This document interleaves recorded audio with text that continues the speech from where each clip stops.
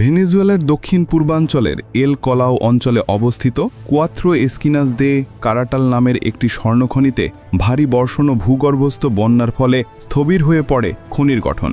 এতে অন্তত 14 জন খনি শ্রমিক প্রাণ হারান। ঘটনাটি ঘটে যখন খনির কয়েকটি খুঁটি একযোগে ধসে পড়ে।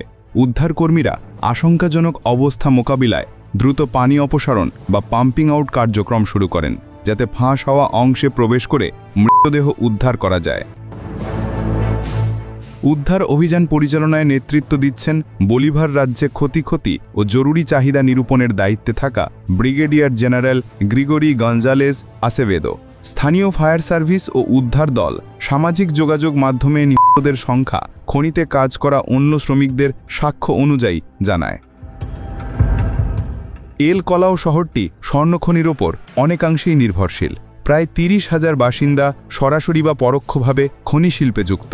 এই দুর্ঘটনা ভেনেজুয়েলার মাইনিং শিল্পের অনিয়ম, নিরাপত্তাহীন অবস্থা ও অপর্যাপ্ত নিয়ন্ত্রক ব্যবস্থাপনার দুর্বলতা একবারেই তুলে ধরে।